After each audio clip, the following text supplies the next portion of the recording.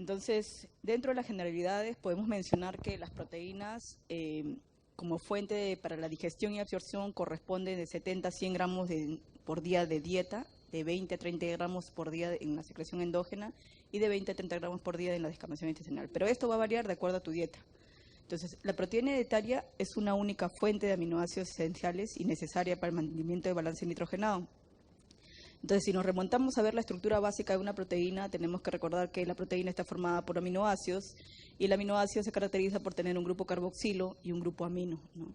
El grupo carboxilo que le da la naturaleza ácida y el grupo amino que le da la naturaleza básica. El tener estos dos componentes lo hace comportarse como una sustancia anfótera, o sea, se comporta como ácido, se comporta como base, dependiendo de, por ejemplo, dentro de la clasificación tenemos aquellos que están cargados negativamente, podemos mencionar que se comportan como ácidos, ¿por qué? Porque tienen dos grupos carboxilo, ¿no? Aquí lo ven aquí, y aquí solamente hay dos aminoácidos que están cargados negativamente, que se comportan como ácidos, que es el aspartato o ácido aspartico y el glutamato o ácido glutámico. Mientras que aquellos que están cargados positivamente se van a comportar como base. Miren, aquí tiene dos grupos amino, 1, 2, no tienen dos grupos amino en su composición, pueden observar. Entonces aquí tenemos arisina, arginina y histidina, que están cargados negativamente y también se comportan como básicos. Después tenemos aquellos aminoácidos aromáticos, que tienen grupos bencénicos. Tenemos los que no están cargados y son polares, y aquellos que no son polares y alifáticos. Dentro de la abreviación que se tiene para símbolos, se considera, por ejemplo, la abreviación para los 20 aminoácidos, y además en la actualidad se manejan también símbolos para manejar variaciones en la parte molecular. O sea, cuando existe una sustitución de un nucleótido que va a darte un codón diferente y como consecuencia te va a dar un aminoácido diferente, entonces utilizan los símbolos para ubicar la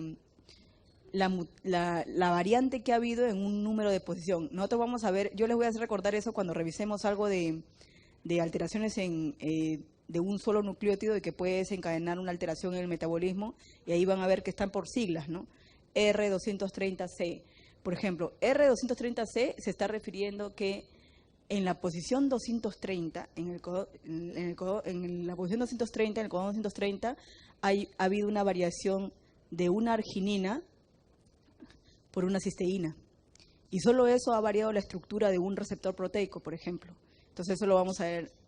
Yo les voy a hacer mención más adelante, pero para eso ahora en la actualidad se manejan los símbolos. Dentro de las proteínas podemos clasificarlas por el criterio físico, el criterio químico, el criterio funcional, el criterio estructural. Dentro de sus propiedades, que se precipitan selectivamente, tienen capacidad motivadora, tienen propiedades osmóticas, como el caso de la albúmina, funciones enzimática, hormonal, reconocimiento de señales, traducción de señales, estructural, regulación de la expresión génica, transporte, participan en el movimiento, la reserva, la defensa. Cuando hablamos de las estructuras proteicas, tenemos que remontarnos a la clasificación que hay con respecto a la capacidad de formar enlaces y hacer compleja esta estructura. En el caso de la estructura primaria, podemos mencionar que la estructura primaria va a estar dada por la secuencia de aminoácidos en las cuales están unidos por enlaces peptídicos. Cuando esta estructura primaria adopta una estructura alfa hélice o hoja plegada beta, podemos mencionar que ya son estructuras secundarias, pero estas estructuras, ambas, se sostienen sobre la base de la posibilidad de poder formar puentes de hidrógeno. Ahora, cuando estas estructuras confluyen en una sola, estamos ya hablando de estructura terciaria, pero la estructura terciaria no solamente se sostiene bajo la base de la capacidad de formar puentes de hidrógeno, ambas estructuras, sino de otro tipo de enlaces más. Cuando a esta estructura terciaria también se le conoce como estructura llamada globina, y se menciona que cuando dos o más globinas se unen, ya estaríamos hablando de una estructura cuaternaria. Entonces, hay una pregunta en el banco que dice, el término estructura secundaria de las proteínas se refiere a sola alfa hélice y hoja plegada beta. Ahora, cuando hacemos mención de la estructura terciaria, mencionamos que no solamente tienen la capacidad de formar puentes de hidrógeno, o esta estructura globular o globina se sostiene bajo la capacidad de formar puentes de hidrógeno, sino también interacciones hidrofóbicas, tendrán la posibilidad de formar puentes de sulfuro, unión salina, etcétera. Ahora, esta es un ejemplo de estructura primaria, el caso de la insulina, que está formada por una secuencia de aminoácidos y que sus grupos de cisteína van a tener la capacidad de formar puentes de disulfuro, Esta es una estructura primaria. La insulina, por si acaso, no es considerada una proteína propiamente hecha por la cantidad de aminoácidos, es considerada un polipéptido. Ahora, cuando hablamos de estructura terciaria, el ejemplo clásico es el colágeno. Y debemos recordar que el colágeno tiene una secuencia de aminoácidos, ¿ya?, repetitivo, como es el caso de glicina, prolina, hidroxiprolina, glicina, prolina, hidroxiprolina, y cada uno de estos filamentos se va a unir a dos filamentos iguales y se van a entrecruzar a través de tipo de enlaces. El colágeno contiene una proporción elevada de los siguientes aminoácidos, excepto que no contiene cisteína.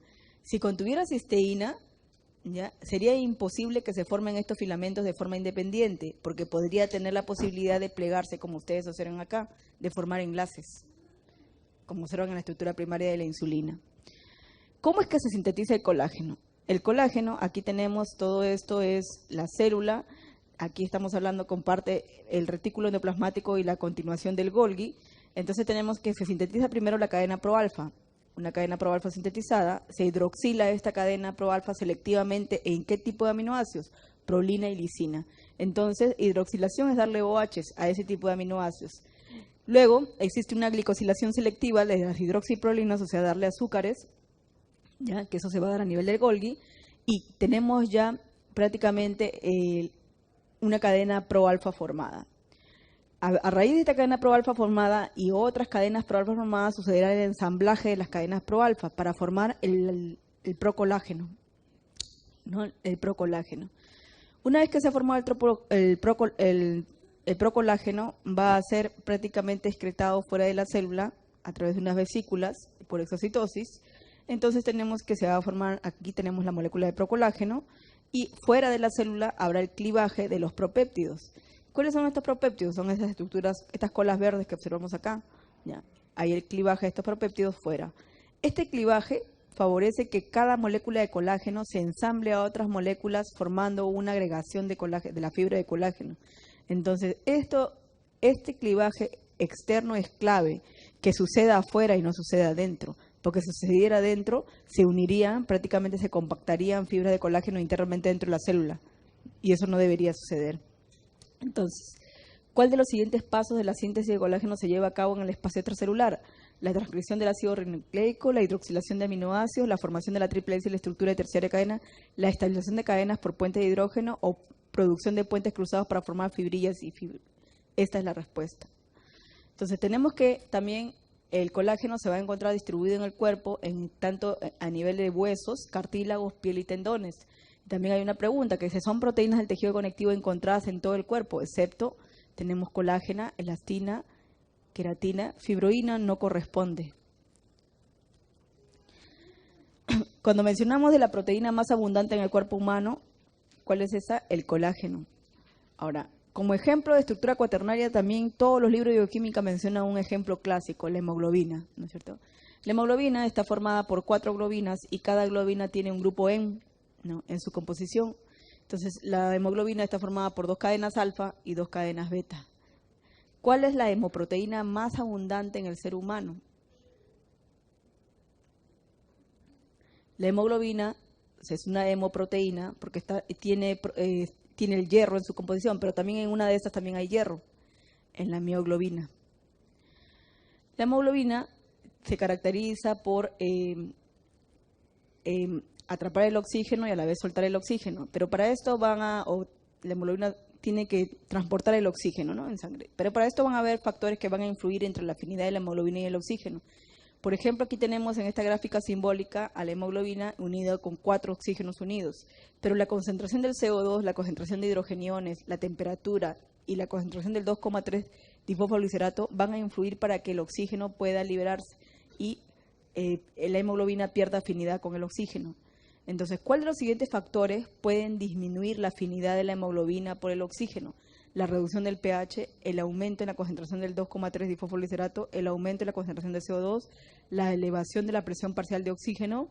Tenemos solamente 1, 2 y 3 que son correctas. En esta gráfica pueden observar aquí saturación de oxígeno versus la presión de oxígeno. Vemos el tejido periférico, el pulmón. Vemos cómo la presión de oxígeno va a ir variando, aumentando la concentración de de hidrogeniones, aumentando la concentración de CO2 y aumentando la concentración del 2,3 de bifosfoglicerato. Entonces, también mencionamos que la hemoglobina, cuando no tiene el oxígeno o cuando tiene el oxígeno, adopta una forma. Esta posibilidad de adoptar dos formas diferentes se le llama el alosterismo que puede presentar la hemoglobina. Se llama la forma T o la forma tensa cuando está liberada de oxígeno, pero a medida que va a ir agregándose oxígenos a cada globina, ¿ya? A cada globina, prácticamente tenemos que se va a dar la forma R o forma relajada. La oxigenación de la hemoglobina se acompaña de lo siguiente, excepto reducción en la captación del 2,3 difosfoglicerato, captación de hidrogeniones por la hemoglobina, cambio conformacional que facilita la captación de oxígeno, ruptura de puentes salinos de entre los extremos carboxilo de 4 unidades de la hemoglobina o la curva sigmoide en la saturación de oxígeno, excepto la captación de hidrogeniones por la hemoglobina. Entonces tenemos otro ejemplo clásico, la albúmina, que constituye un ejemplo clásico también de proteína. Esta se va a encontrar prácticamente abundante en el plasma sanguíneo, pero presenta un peso molecular muy pequeño, ¿ya? De 66 kilodaltons. Su concentración normal será de entre 3,5 a 5 gramos por decilitro. Está presente en el organismo entre 4 a 5 gramos por kilogramo de peso y esto también va a depender de la dieta, ¿no? ¿Qué funciones tiene? Mantenimiento de la presión oncótica, transporte de hormonas tiroideas, transporte de hormonas liposolubles, esto hemos visto en la clase pasada, transporte de ácidos grasos libres, transporta también bilirrubina no conjugada, transporta muchos fármacos y drogas, ¿no? Controla el pH, presenta unión competitiva con iones de calcio y funciona como un transportador de la sangre y lo contiene el plasma. Entonces la albúmina sérica tiene el mayor peso molecular en promedio de las proteínas séricas, no, es pequeña, el peso molecular es pequeño, es abundante sí, pero es pequeño el peso molecular. Proporciona la mayor distribución de la presión osmótica en el suero, tiene función muy importante en el transporte del triacilglicerol, esterilcolesterol, no transporta triacilglicerol sino ácidos grasos libres, transporta bilirrubina y calcio, sí, solo 4 es correcto. Hay una pregunta que está relacionada con anemia de células falciformes, entonces para eso vamos a hacer mención a esta gráfica para poder entender mejor las claves. Aquí tienen ustedes a la hemoglobina con sus 2 globinas alfas, 2 globinas betas. Y tenemos nosotros que el glóbulo rojo cuando presenta forma bicóncava y el glóbulo rojo cuando presenta forma de osa. ¿A qué obedece esta forma? Por ejemplo, en el DNA de hemoglobina normal tenemos una secuencia de nucleótidos que constituyen un codón, que significa citosina, timina, timina, que cuando es transcrito por el RNA mensajero lee la contraparte, guanina para citosina, adenina para timina y adenina para timina. Este codón, el RNA mensajero, cuando se va a la traducción para sintetizar proteína, este codón significa ácido glutámico en una hemoglobina normal. Pero en una hemoglobina mutante hay una variación en el segundo codón, que hay un cambio por timina y adenina. Entonces el RNA mensajero lee lo correspondiente. Guanina para adenina lee, como es un RNA mensajero, tiene que leer, no tiene timina, sino tiene uracilo, tiene que leer lo que corresponde a uracilo, y aquí adenina. Este codón prácticamente me va a significar en la síntesis de proteínas valina. Entonces, este cambio que hay hace posible que se tenga esa forma de hoz. El efecto principal en anemia de células falciformes es la deficiencia de la glucosa 6-fosfatasa, no. Deficiencia en la actividad de la glucosa 6-fosfato deshidrogenasa, tampoco. Producción de cadenas alfa insuficientes, de beta insuficiente, o la sustitución de un glutamato por carga negativa en la carga beta por una valina sin carga. Esa es la respuesta. Entonces, las proteínas se pueden clasificar también por su origen. Ya sea animal, tenemos a las proteínas fibrosas, como el caso de la elastina, del músculo, el colágeno, el tejido conjuntivo. Proteínas globulares, el caso de la caseína, la albúmina y las globulinas. Aquí voy a aprovechar para hacer mención que la caseína y la albúmina, que forman parte de la dieta, son absorbidas en totalidad y tienen buena cantidad de aminoácidos esenciales. Son las que tienen buena cantidad de aminoácidos esenciales. Aquí tenemos las protaminas y las histonas, que las vamos a encontrar en la huevera de pescado en forma de polipéptidos. Por su origen vegetal tenemos a las glutelinas y prolaminas. Aquí podemos observar las proteínas del trigo, ¿no? Cebada, arroz, trigo y centeno, incluso qué significa gluten, ¿no? Gluten es la gliadina más la glutenina. Los factores que pueden influir en el valor nutritivo de las proteínas están relacionados que, por ejemplo, si la digestión de las proteínas son solubles, si están consumiendo globulina, va a ser distinto a las insolubles o fibrosas. La presencia de antinutrientes que puedan existir como inhibidores de tripsina y quimiotripsina, las modificaciones nutricionales que puede sufrir una proteína durante diversos tratamientos tecnológicos, ¿no? Uno de ellos es la temperatura. Bien, para hacer un resumen, y vamos a ver después más detallado en un cuadro, debemos mencionar que las proteínas van a ser digeridas a nivel del estómago, ¿ya? Y en el estómago se inicia con la activación de la pepsina por el ácido clorhídrico, luego se continúa, ¿ya?, a nivel del duodeno y el páncreas va a secretar enzimas, ¿no?, que van a favorecer la digestión de la proteína para que luego parte de la proteína, bajo la forma de dipéptidos y tripéptidos y aminoácidos libres en pequeña cantidad, sean absorbidos, ¿ya? Y luego dentro de las células también se puedan romper esos enlaces peptídicos para que finalmente los aminoácidos puedan ser llevados al hígado para completar el ciclo de la urea y eliminar el amonio. Una pequeña cantidad de la dieta de las proteínas se pierde en las heces. Entonces, las proteínas de la dieta, tenemos aquí la hormona gastrina, va a actuar sobre células parietales y células principales. Y aquí las células parietales van a segregar el ácido gástrico, lo que va con este ácido gástrico va a degradar proteínas globulares, como el caso de la albúmina, es globular. Aquí también el ácido gástrico va a secretar la hormona secretina, va a favorecer la secreción de la hormona secretina. Aquí las células principales, el ácido clorhídrico lo que va a hacer es activar a la pepsina, que se encuentra bajo la forma inactiva, llamada pepsinógeno. Y esta pepsina va a hidrolizar proteínas con residuos de aminoácidos aromáticos, tirosina, fenilalalanina y triptófano. Luego, a nivel del duodeno, ya la colecistoquinina va a actuar sobre el páncreas para que libere, ya prácticamente en una condición de que la hormona secretina favoreció la secreción de bicarbonato, ha aumentado el pH de 1 a 7, ya se dice que en el intestino delgado hay un pH de 8, pero favorece la secreción de esta tripsina, quimiotripsina y carboxipeptidasas, y van a favorecer aquí, en el caso de la tripsina, hidroliza proteínas con residuos de lisina y arginina, y la quimiotripsina tenemos que hidrolizar proteínas con residuos de tirosina, fenilalanina y triptófano. Igual lo que hace la pepsina, pero aquí la diferencia es que lo hace a diferente pH y en diferente ubicación. Arriba es en el estómago y aquí es en el intestino.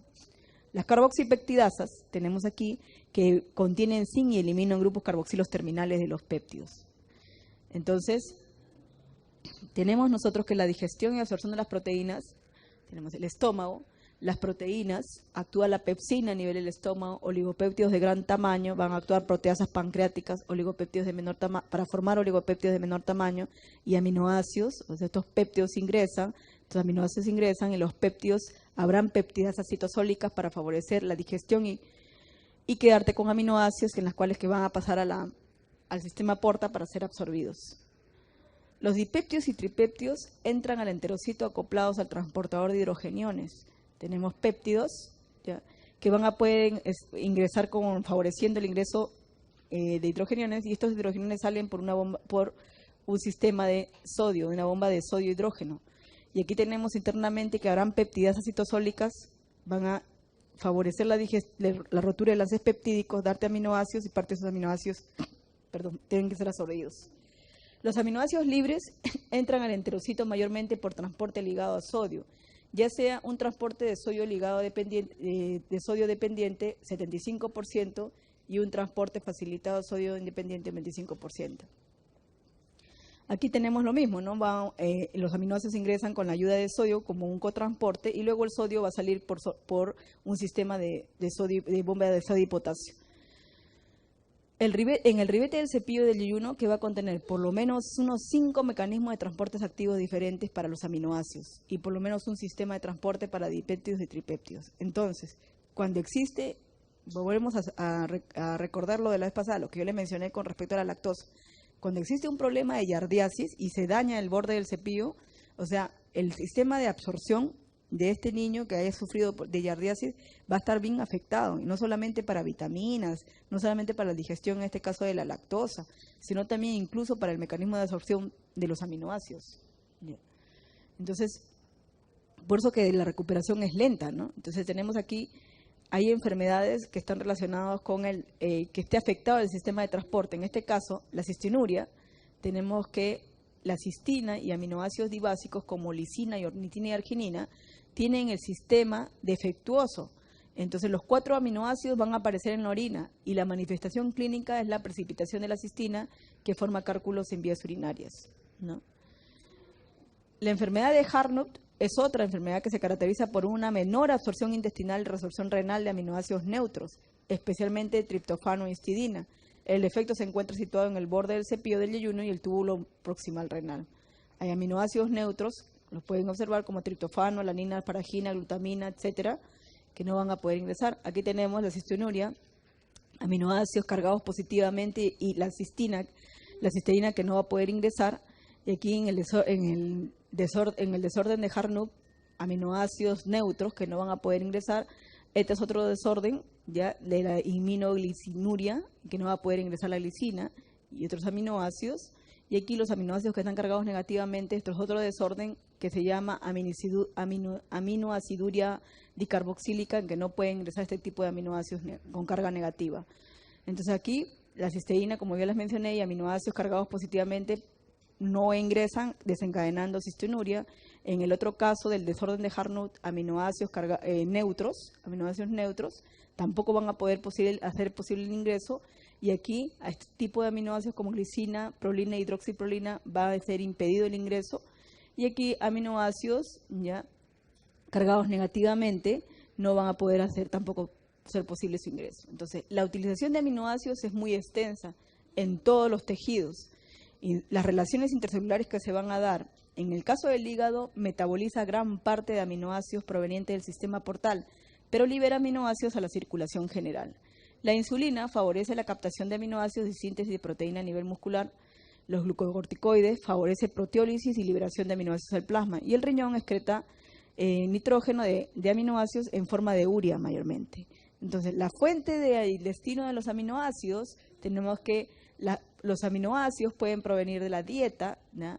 Proteínas corporales, ya que provienen del recambio proteico, la síntesis de aminoácidos no esenciales, ¿no?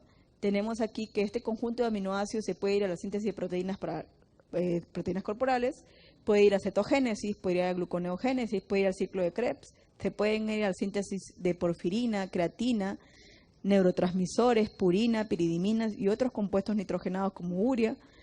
Debemos recordar que la creatinina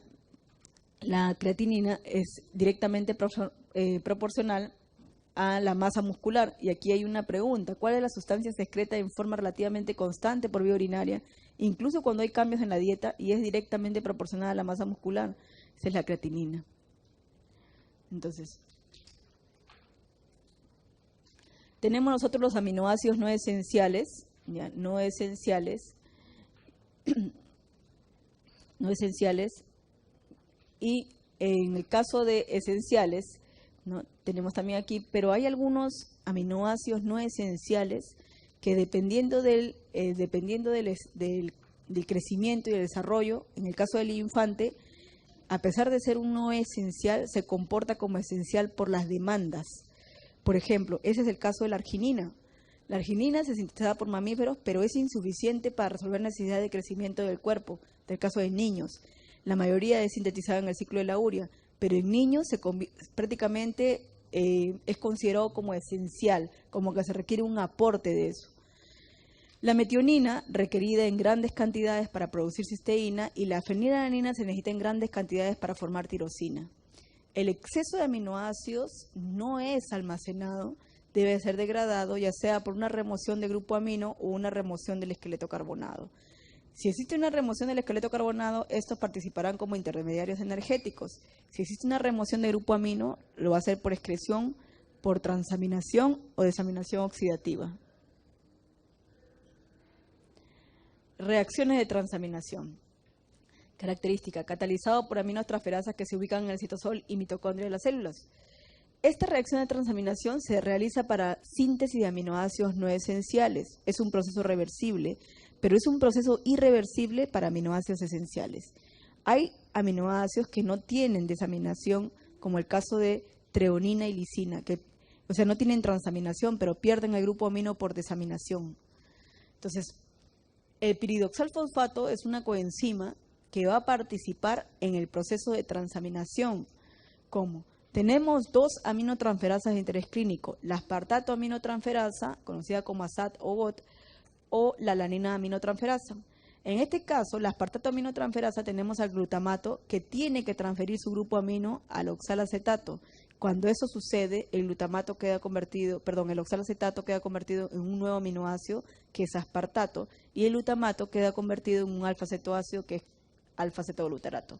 Esta transaminación, o sea, esta transferencia de grupo amino es posible por la aspartato transaminasa y por la presencia del piridoxalfosfato.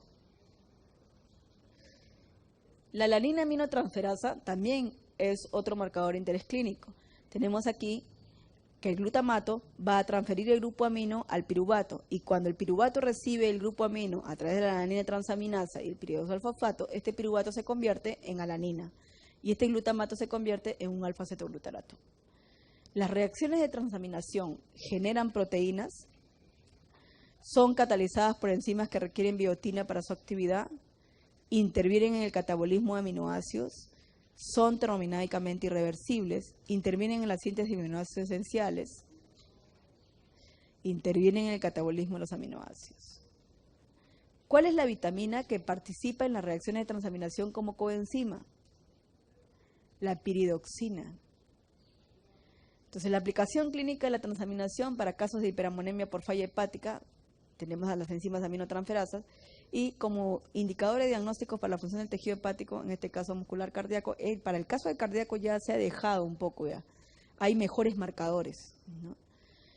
La desaminación, tenemos que es un proceso en el cual el aminoácido pierde el grupo amino que se transforma en amoníaco libre, ya, amonio, y ocurre principalmente en el hígado y en el riñón. Tenemos aquí en la mitocondria del hígado el glutamato, que ves aquí, ya tiene que remover este grupo amino, desaminarse, y para eso lo hace a través de la glutamato deshidrogenasa, que es una enzima que hace posible esta desaminación y requiere como cofactores el NADP. El NADP y el ADP el NADP y el ADP activa mientras que el GTP lo inhibe. Entonces, si tú ves, hay dos flechas, una hacia allá y otra acá. Cuando el NADP va hacia la derecha, prácticamente se está oxidando. ¿Ya? Cuando el NADPH va hacia la izquierda, se está reduciendo.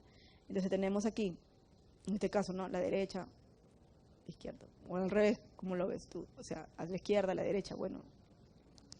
Tienes el alfa-cetoglutarato y el amonio.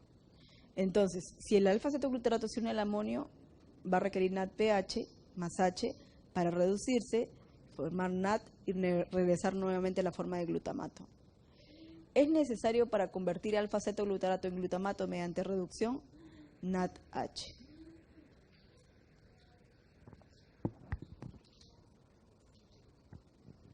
Entonces, la glutamato deshidrogenasa va a ser una enzima alostérica de 6 unidades, se localiza en la matriz mitocondrial. Es una única enzima que puede usar NAD o NADP como aceptor equivalente de reducción y una mutación que altera el sitio de unión con GTP puede causar una permanente activación de la enzima. El síndrome de hiperinsulinismo o hiperamonemia, donde la concentración de amonio es elevada y la glucosa sanguínea es disminuida. La regulación alostérica de la glutamato deshidrogenasa se va a dar por el ADP, que es un activador alostérico, mientras que el GTP es un inhibidor alostérico. Cuando los niveles de energía disminuyen, la degradación de aminoácidos aumenta, ¿no? Entonces, en el caso de proteólisis muscular, ¿cierto?, facilita la producción de energía a partir de un esqueleto carbonado de los aminoácidos. Además, existen D-aminooxidasas dependientes también de FAT y los D-aminoácidos se encuentran ya sea en vegetales y paredes celulares de microorganismos, presentes en la dieta del hombre, pero no se utilizan en síntesis de proteínas. Aquí tenemos el transporte de amoníaco proveniente de tejidos. ¿Cómo es que se va a dar? En la mayoría de los tejidos, en el músculo, y aquí tenemos al hígado. Tenemos que en la mayoría de los tejidos el glutamato forma glutamina a través de la glutamina sintetasa y para eso requiere una amónica que ingrese un amonio y una molécula ATP porque es una ruta de síntesis, ¿ya? La glutamina está llevando este amonio y se traslada al hígado. Y en el hígado la glutamina, a través de una glutaminasa, pierde el grupo amino, al amonio, perdón, que se va al ciclo de la urea y se recupera el glutamato. Por otra parte, los aminoácidos, prácticamente por desaminación oxidativa reversa, vamos a decir así, el alfa-cetoglutarato coge este amonio que está aquí, y a través de la glutamato deshidrogenasa va a formar glutamato. Este glutamato, por transaminación, pierde el grupo amino y se lo cede al piruvato. Y cuando pierde el grupo amino, queda convertido en un alfa-cetoglutarato. Y este piruvato que recibió el grupo amino queda convertido en una alanina. La alanina se va llevando este amonio al hígado, y en el hígado la alanina le cede el grupo amino al alfa-cetoglutarato y queda convertido en glutamato. Y esta alanina queda convertida en piruvato. Este glutamato, prácticamente a través de la glutamato deshidrogenasa, ya por desaminación, pierde el amonio y queda convertido en alfa-cetoglutarato. Y este amonio se va a la urea. Pero este piruvato hace gluconeogénesis y forma glucosa, porque estamos en el hígado. Y luego esta glucosa se retira al músculo, hace glucólisis, forma piruvato. Y aquí estamos en el ciclo de la alanina-glucosa. Entonces, el ion amonio urinario se deriva principalmente de una reacción catalítica con el sustrato siguiente: glicina, aspartato, asparagina, urea o glutamina. Entonces, mencionamos que la glutamina sintetasa se va a encontrar principalmente en astrocitos, participa en la regulación de metabólica del glutamato, la detoxificación y asimilación de amonio y en el reciclaje de neurotransmisores. También esta enzima se va a regular de forma alostérica. Dice, aquí vamos a ver que el triptofano, el carbamomil fosfato, la histidina y la glucosamina 6-fosfato, así como la alanina y la glicina, pueden inhibir, ¿no es cierto? En solitario produce una inhibición parcial, pero en conjunto produce una inhibición total de la glutamina sintetasa. ¿Qué ocurre en el organismo cuando produce acidosis y baja el pH del medio interno? El hígado envía más glutamina al riñón, evitando así sintetizar más urea y gastar bicarbonato. Aquí tenemos en riñón la glutaminasa, y el glutamato deshidrogenasa libera aquí amoníaco para convertirse en amonio, y este último se excreta por la orina. Esto sirve para excretar hidrogeniones y regular el pH. Aquí tenemos el ciclo de la alanina-glucosa que vimos hace un momento. Tenemos que a nivel hay proteólisis muscular, se liberan los aminoácidos. Tenemos aquí el amonio que va a ser prácticamente captado, ¿ya? Va a ser cedido por el glutamato al piruvato para que este piruvato se convierta en alanina, y este glutamato se convierte en alfa-cetoglutarato a través de la alanina aminotransferasa. La alanina se va hasta el hígado llevando el amonio, y en el hígado la alanina se transamina nuevamente, le cede el grupo amino a un alfa-cetoglutarato para que quede convertido en glutamato, y este glutamato por desaminación oxidativa pierde el amonio, y esta se va al ciclo de la urea.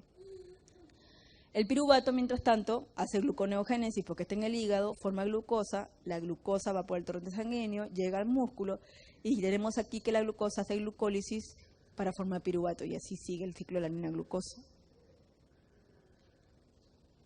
¿Cuál es el destino del esqueleto carbonado de los aminoácidos?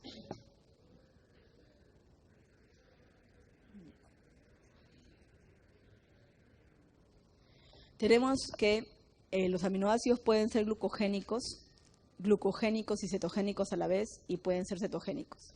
Tenemos que, en el caso de los aminoácidos no esenciales, o sea, los que nosotros sintetizamos son buena cantidad de glucogénicos, ¿ya? Y prácticamente aquí los esenciales tenemos que pueden ser glucogénicos, que entran por la dieta: histidina, metionina, treonina y valina. Los que se comportan como glucogénicos y cetogénicos tenemos isoleucina y fenelanina y triptofano dentro de los esenciales. Y solamente enteramente cetogénicos, únicamente cetogénicos, es leucina y lisina. O sea, producen cuerpos cetónicos.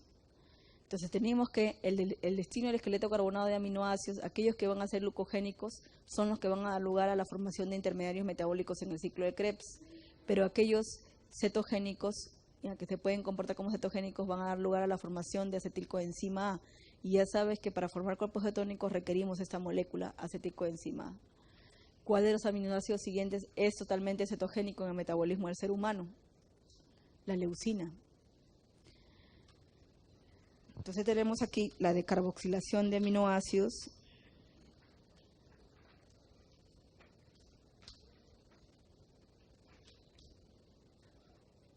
La descarboxilación de aminoácidos.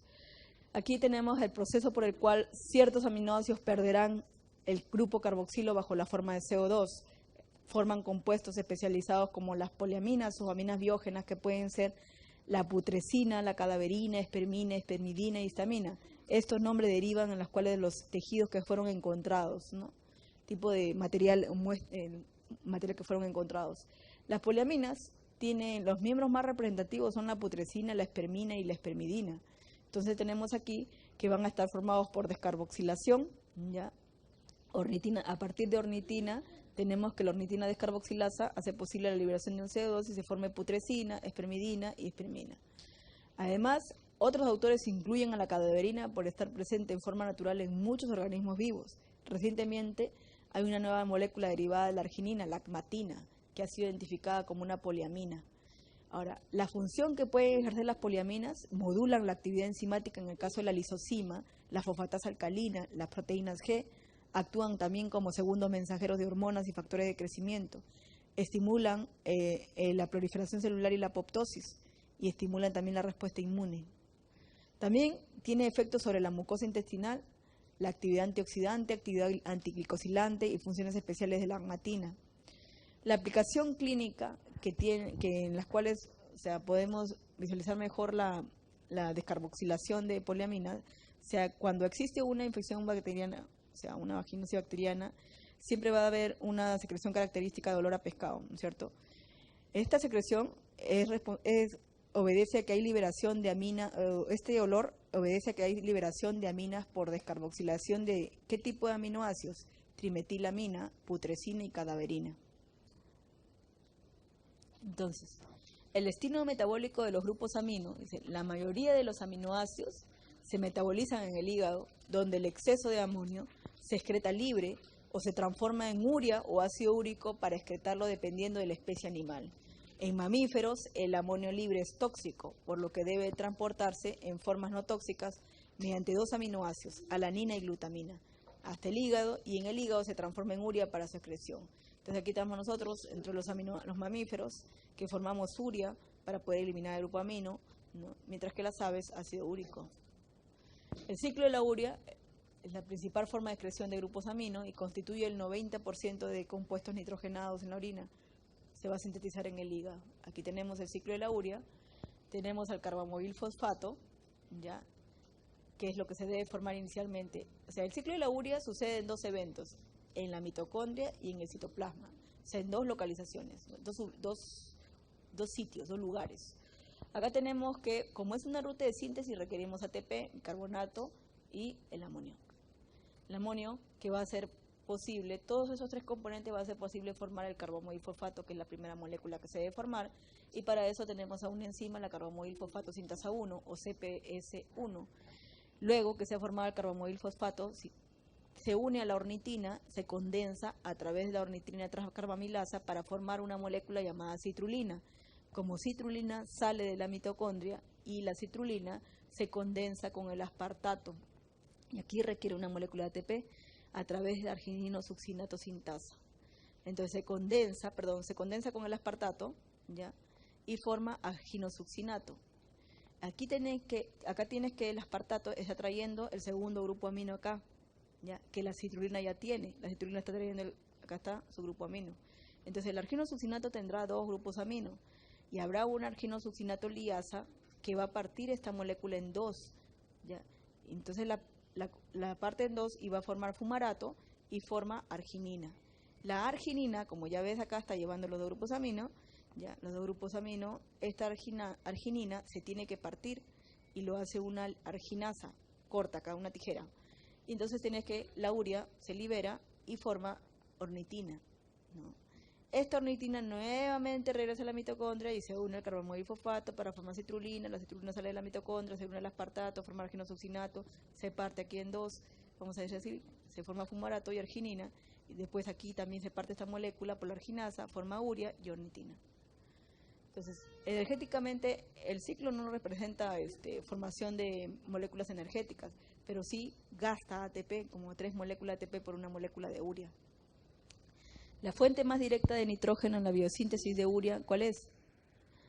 El ion amonio es una, y la otra que también provee de fuente de nitrógeno, ¿cuál es? El aspartato. Entonces solo 1 y 3 son correctas. ¿Cómo es que se regula el ciclo de la urea?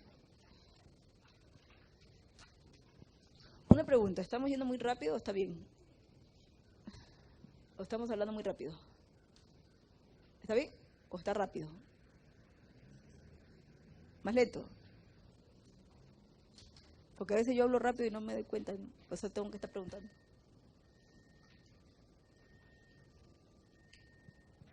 Cuando estoy con sueño hablo despacio. O sea, hablo lento, despacio siempre hablo. Sí, pero... No, de ahí me voy a dormir. Ahí no. No, ya. Por eso les pregunto, si hablo rápido, si estoy haciendo muy rápido, ustedes avisan y lo hacemos un poco más despacio. Bien, ¿cómo es que se regula la síntesis de la formación de urea, el ciclo de la urea? Hay una regulación a largo plazo.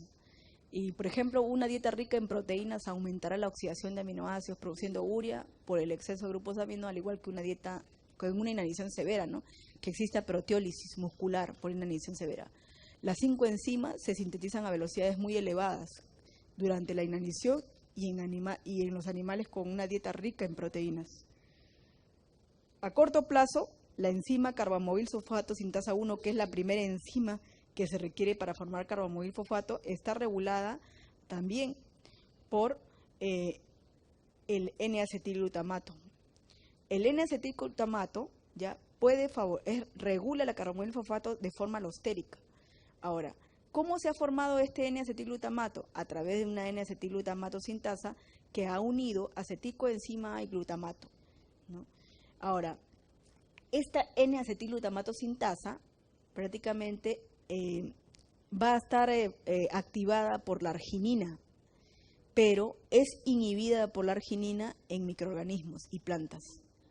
En caso de humanos es activado por la arginina. Entonces, existe una conexión entre el ciclo de la urea y el ciclo de Krebs. Aquí nosotros tenemos el ciclo de Krebs dentro de la mitocondria y aquí hemos visto que el ciclo de la urea es parte en la mitocondria y parte en el citoplasma. Entonces, tenemos que se formó el carbamil fosfato, ¿ya? Se ha formado, ya, se une a la ornitina para formar citrulina, la citrulina sale de la mitocondria, se une al aspartato, forma arginosuccinato, se parten 2 moléculas, fumarato y arginina, la arginina se parte en 2, urea y ornitina. El fumarato, a través de una fumarasa, puede dar lugar a la formación de malato, y a través de una malato deshidrogenasa formar oxalacetato. Estas 3 moléculas son intermediarios del ciclo de Krebs. Ahora, en el ciclo de Krebs, el oxalacetato ¿ya? Puede prácticamente transaminarse, recibir el grupo amino del glutamato, ¿ya? Y convertirse en aspartato.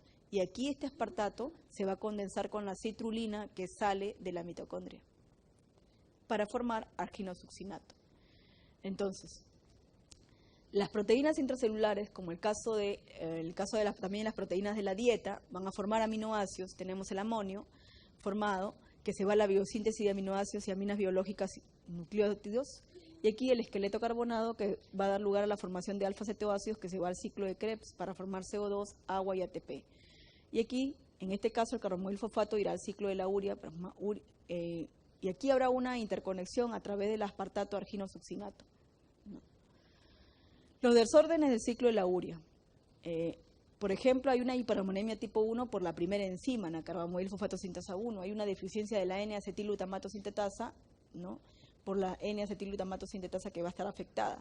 Una hiperammonemia tipo 2, ¿ya? Y aquí es necesario mencionar que si, por ejemplo, no se logra la formación de la urea, el amonio va a quedar, ¿cierto? Y el amonio es tóxico, el amonio no se puede almacenar. Entonces, lo que va a pasar es que cuando hay defectos en el ciclo de la urea, con cualquiera de las enzimas, ya es más grave la primera enzima que no va a formar el carbamil fosfato sintasa 1. Entonces, por lo general, el hecho de que haya amonio, el órgano más afectado va a ser el cerebro, porque el cerebro o sea, en la sangre no puede haber amonio, ¿ya? Es tóxico para el cerebro. Entonces, lo que va a producir es, por lo general, muerte súbita. Son niños que son recién nacidos que no se logran, tienen retraso mental, pero muy agudo. Entonces, el balance corporal nitrogenado está traducido como lo ingerido menos el nitrógeno ingerido menos el nitrógeno eliminado. Tenemos que a través de los aminoácidos, a través de una vía anabólica, realizan síntesis proteica corporal y hay una ausencia de catabolitos nitrogenados. Mientras que los aminoácidos a través de la vía catabólica hace una ausencia de síntesis de proteína, hay una ausencia de síntesis de proteína corporal y hay catabolitos nitrogenados formados. El balance nitrogenado puede describirse como un equilibrio nitrogenado negativo o un equilibrio nitrogenado positivo.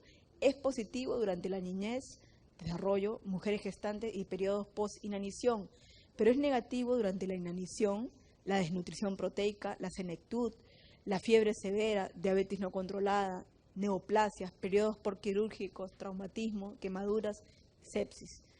El balance nitrogenado debe ser negativo en caso de ¿qué? De senectud de ancianos, ¿no es cierto? Ahora, el aclaramiento de la creatinina, ¿cómo se define? Entonces, el aclaramiento de la creatinina se define como, o la filtración glomerular va a depender mucho de quién, de la edad y del peso de cada persona. Y su principal utilidad es ver la evolución de la insuficiencia renal. Tenemos aquí que los niveles de creatinina sérica se pueden utilizar para medir la tasa de filtración glomerular, tanto en suero como en orina. El aclaramiento de creatinina se va a definir entonces como la cantidad de creatinina eliminada por cantidad de tiempo, volumen de orina partido por el nivel creatinina plasmática, mide el flujo plasmático renal, la diferencia entre creatinina plasmática y creatinina renal, volumen de plasma lavado de creatinina por unidad de tiempo. Esa es la respuesta.